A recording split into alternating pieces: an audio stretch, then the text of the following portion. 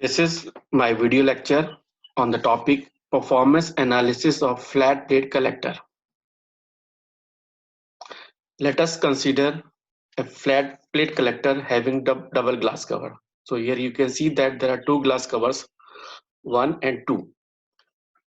IGT is the solar radiation flux falling on the top glass cover of the collector. So this IGT solar radiation flux is falling on the top of this glass cover. S is the solar radiation flux absorbed by the absorber plate.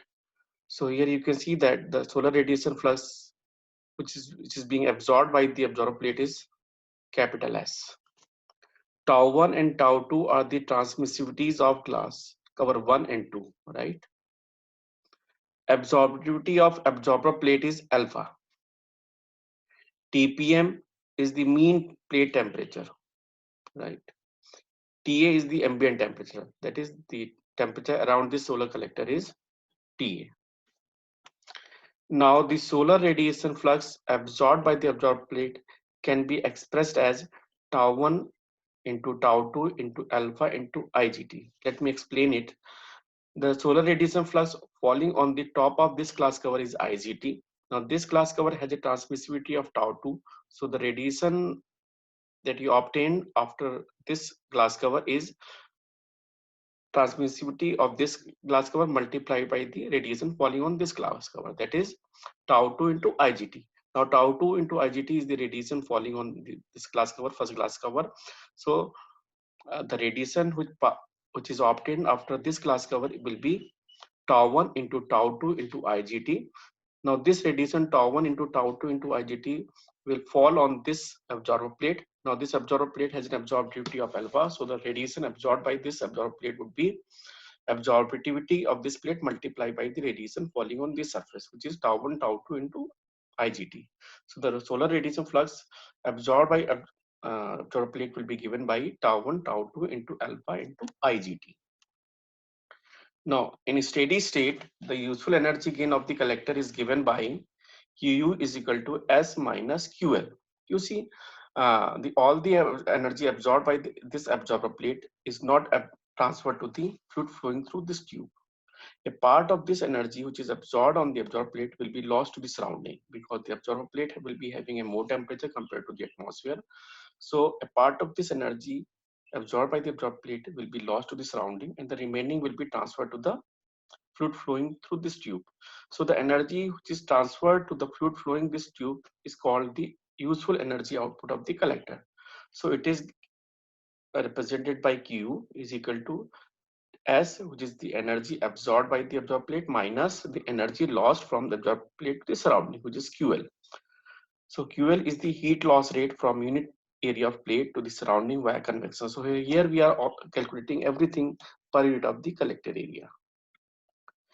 Now the heat loss rate from unit area plate to the surrounding in the last equation can be calculated as QL is equal to UL into A we are taking 1, TPM minus TA, where UL is the overall heat transfer coefficient corresponding to thermal energy loss from collector to surrounding via convection.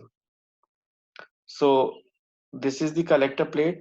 Now energy is lost from here to the surrounding through convection process. From plate to the first cover plate, the convection process will take place. Now from this plate, this glass cover to this glass cover, again the energy would be transferred through convection process, and finally the energy will be lost to the surrounding from this surface by convection. So UL is the overall heat transfer coefficient from absorber plate to the surrounding. Now this overall heat transfer coefficient can be calculated by using a thermal network approach. So here the absorber plate is represented by small p. First glass cover is represented as C1. Second glass cover is represented as C2. T is the ambient temperature. Let's say TPM is the mean plate temperature. And the first glass cover temperature is say TC1. Second glass cover temperature is say TC2. And T is the ambient temperature. So the convective resistance between the plate and the first glass cover will be given by 1 by HA. So again, since we are calculating everything per unit area, so we have taken area is equal to 1. So HPC1 is the convective heat transfer coefficient between the plate and the first glass cover. Likewise, the convective resistance between first glass cover and second glass cover is represented as 1 by SC1 C2, and the convective resistance at this outer surface which is facing to the surrounding is 1 by HC2A. So the total resistance, all these resistances are connected in series. So the overall heat transfer coefficient can also be written as the temperature difference across the plate and the ambient temperature, Tpa minus Ta, divided by total resistance. So this is how the overall heat transfer coefficient can be calculated, and this overall heat transfer coefficient will be used in this equation to find the heat loss rate from the unit area of the plate to the surrounding. So next is temperature distribution on the absorber plate of the flat plate collector. So here I have shown a part of the absorber plate with two consecutive tubes, right? So let me explain the details of this figure.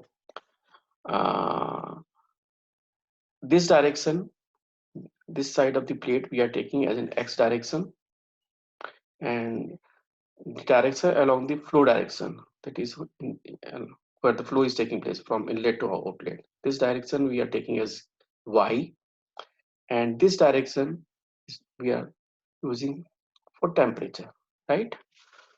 So this is the center line of the center line between the two consecutive tubes. So at the center line we are taking x equal to 0. So from here, if we move in this direction toward this tube side, the x is increasing, or if we are moving from here to this tube side, x is increasing, right? So here in this diagram we have shown the temperature distribution along x direction, that is in this direction, at a fixed y. So what I mean to say by fixed y is that let us consider a cross section at a distance y from the flow inlet end, right? So here you can see that so at this cross section the temperature variation would be like this. So let me explain it why the temperature distribution would be like this. You see, the heat is eventually transferred to the fluid flowing in this tube. So the plate section which is closer to the tubes will be having a lower temperature compared to the plate section which is away from the tubes. So here you can see that this point corresponding to this point here, this is close to the tube. So here temperature is low, and as you move away from this tube in this direction, the temperature is increasing, right? The temperature is increasing. This is drawn along the temperature direction, in this direction. So temperature increasing from B to C as you're moving from this side to center line. Now after crossing the center line, when you further move in this direction, you are again reaching to the closer to the other tube. So again the temperature will be decreasing from C to A.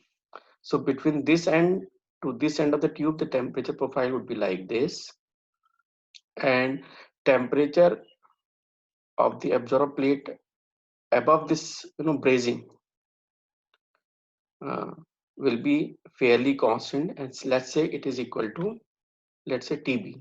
So TB is the plate temperature above the bracing where the tubes are braced with the absorber plate. So on both the side you can see that the temperature is fairly constant and it is equal to TB, and inside the tubes and the temperature would be following this pattern, right? Now let us see how the temperature will vary along this direction, y direction. So here you can see that the temperature is on this direction, and this is the direction of the flow y, right? So it is quite obvious that the temperature will be of the plate will be lower at the inlet end side, and it will be continuously increasing toward the outlet side. Why? You see, the heat is being transferred from absorber plate to the fluid flowing in these tubes. Now at the inlet, the fluid's temperature is low, and as the fluid flows through this tube, this temperature is increasing. So the heat transfer rate to at the inlet end would be higher, and heat transfer rate toward the outlet end would be lower.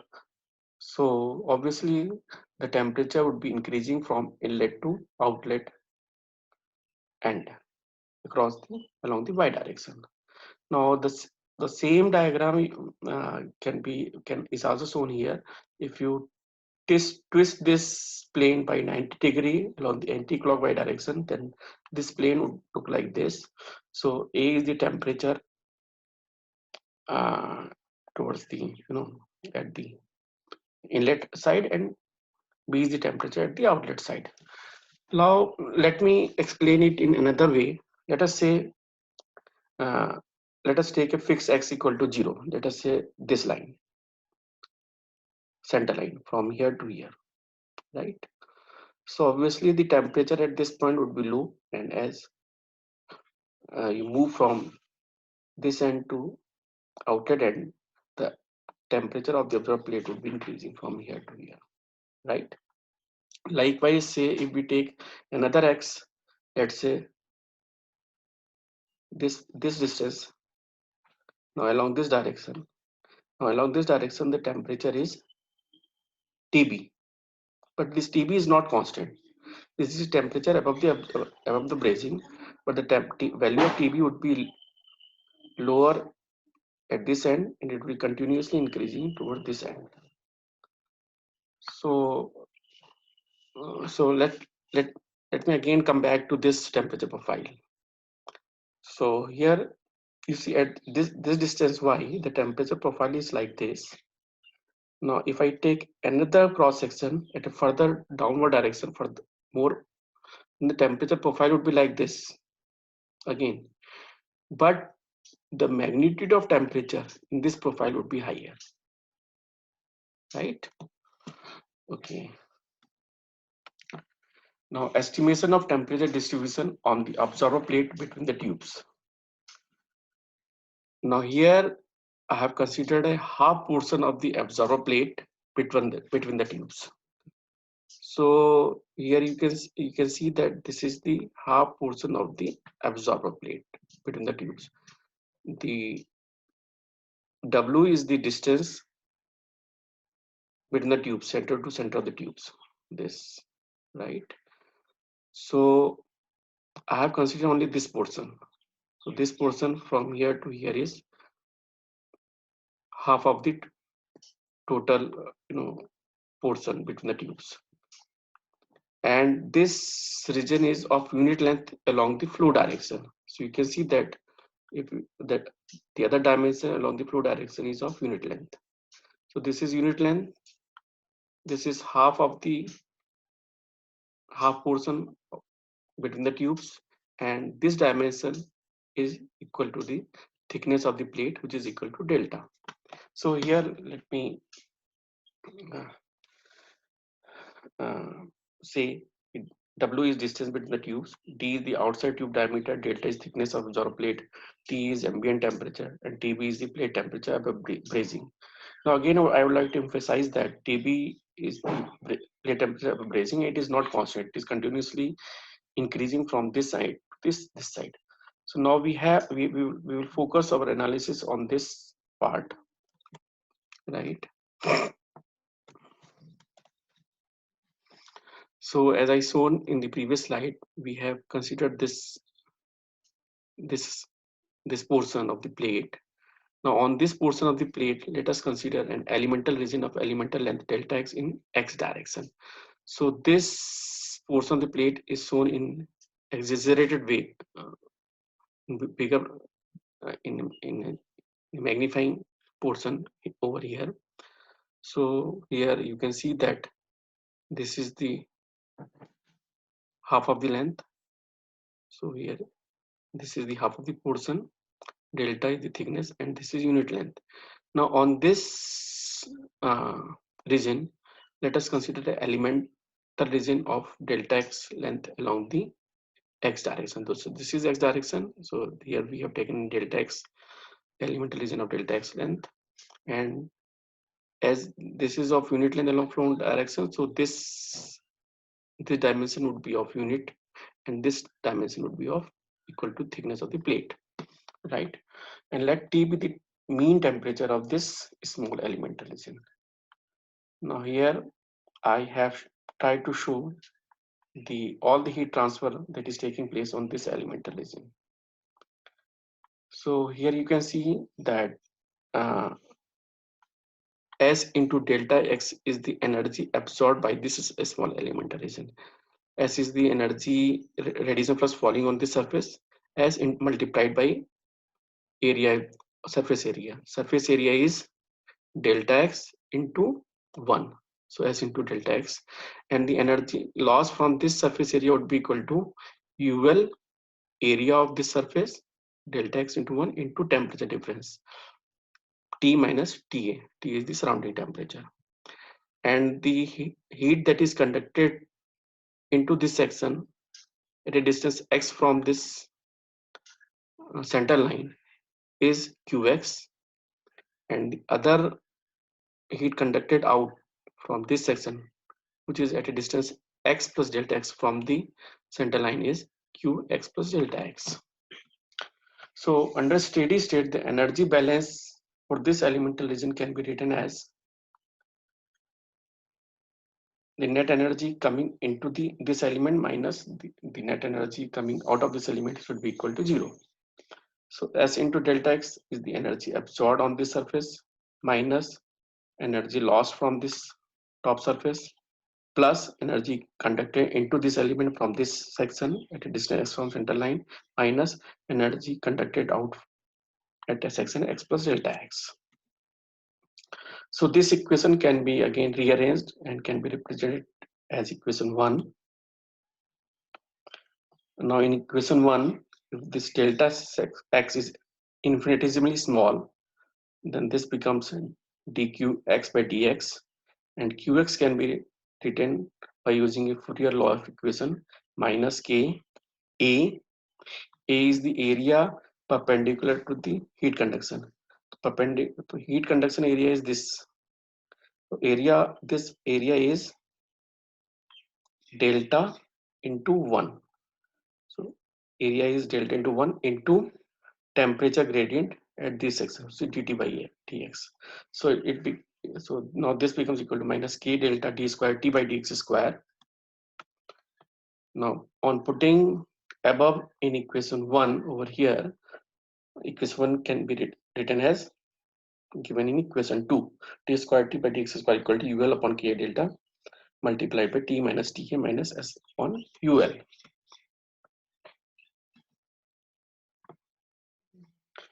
Now for writing the last equation was this. In a simplified form, let us define two parameters. M is equal to square root of ul upon k delta.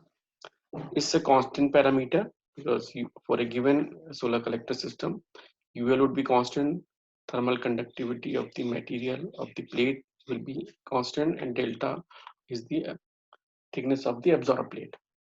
And another parameter that we have considered is phi equal to T minus Ta minus S by upon UL, where T is the mean temperature of the elemental region that we have considered on the plate. So this T is variable, so that means this phi is a variable parameter. So by using these two parameters in this equation 2 can be written as UL by K delta and can be written as T square phi upon dx square minus M square phi equal to 0, right? Now the general solution of this linear homogeneous second order differential equation is of the form phi equal to C1 sin hyperbolic mx plus C2 cos hyperbolic mx. Now here C1 and C2 are the constant which can be calculated by using the appropriate boundary conditions, right? Let us see what are the boundary conditions so that we can determine C1 and C2. The boundary conditions are, the first boundary condition can be formed from this temperature profile. Now the temperature profile between the tubes is like this, you see. So this is the center line where the temperature is maximum. So at x equal to 0, you can see that the temperature slope is 0. That is dt by dx is equal to 0. And since previously in previous slide we have seen that dt by dx is equal to d psi upon dx. So since dt by dx at x equal to 0, so d psi upon dx at x equal to 0, this is the first boundary condition. The second boundary condition can be found uh, by taking the temperature at x equal to w minus d by 2. W minus d by 2 is this point where the brazing starts. So above the brazing, the temperature of the plate is Tv. So that means at x equal to w minus d by 2, the T is equal to Tv. That is T at x equal to w minus d by 2 is equal to T. And since we have defined this parameter in previous slide that psi is equal to T minus Ta minus S by UL. So psi at x equal to w minus d by 2 is equal to, here T is written as Tb minus Ta minus S by UL. So this is the second boundary condition. Now using these two boundary conditions, we can find out two constants C1 and C2. Now from first boundary condition and equation 3, we have to find the constant for this equation. We have, now first boundary condition says that d psi upon dx at x equal to 0 equal to 0. So this is psi. So we have to differentiate it with respect to x. So we are differentiating this with respect to n, and at x equal to 0, this would be 0. So by differentiating, we will get this equation, then cos hyperbolic mx. So putting x equal to 0, this becomes cos hyperbolic 0, cos hyperbolic 0 is 1, sin hyperbolic 0 is 0. So this becomes mc1 equal to 0. That means by using first boundary condition, c1 is 0. Now the other boundary condition can be used to find other constant. Second boundary condition and equation 3 is this. Now the second boundary condition says that psi at x equal to w minus d by 2 is equal to tb minus ta minus s by ul. So this is second boundary condition.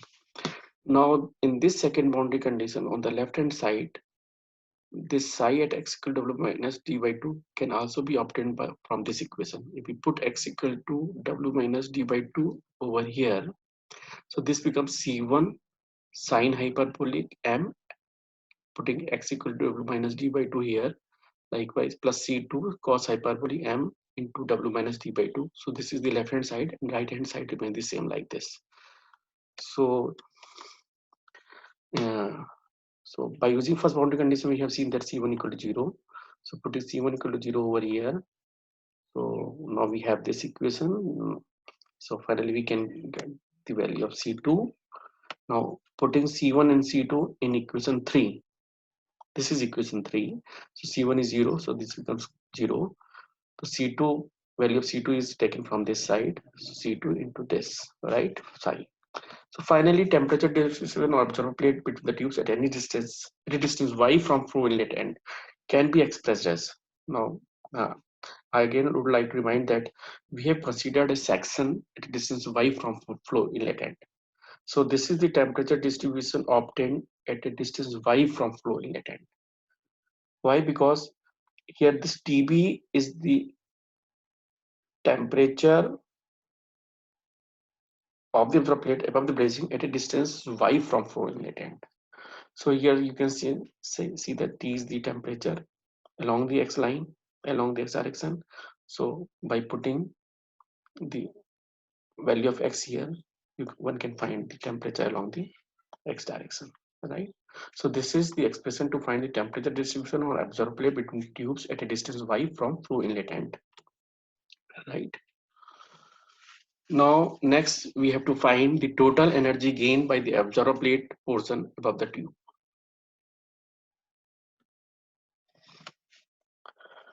Why we are calculating this total energy gain by the observer plate portion of the tube? Because the total energy gain above the observer plate, above the observer tube, is eventually conducted into the tube and finally to the fluid.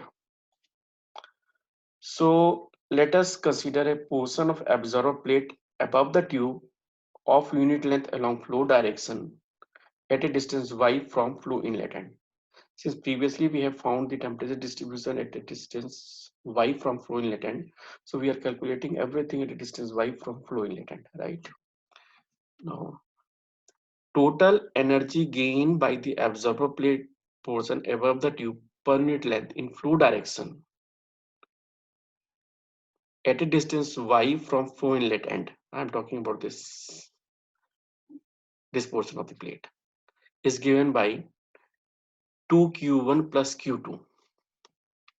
Now here q1 is the energy conducted toward the portion of the absorber plate above the tube from one side of the tube per unit length in flow direction.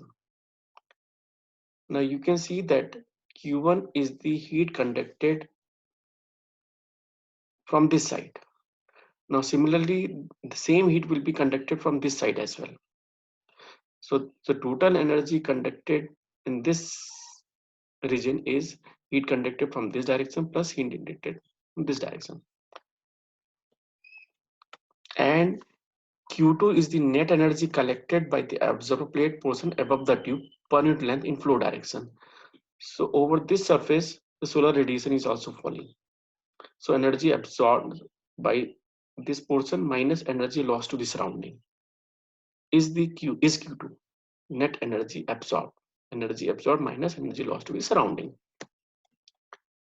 So the total energy which is under steady state coming to this portion is 2q1 plus q2, and under steady state the same heat will be transferred to the fluid, right? Now the energy conducted toward the portion of the absorber plate above the tube per unit length in flow direction at a distance y from flow inlet end can be calculated using the Fourier's law as given below. So I am talking about this q1. So q1 will be equal to minus k area. Area is delta into unit length, so delta into 1, and dt by dx at x equal to w minus d by 2. Since we are talking about the heat conduction at this cross section, and at this cross section is at a distance x equal to w minus d by 2. So we have to put the temperature gradient at x equal to w minus d by 2, right? Now in order to find this dt by dx at x equal to w minus d by 2, we will use the previously derived temperature profile between the absorber plate tubes, which is given by T minus Tm. This is already we have derived.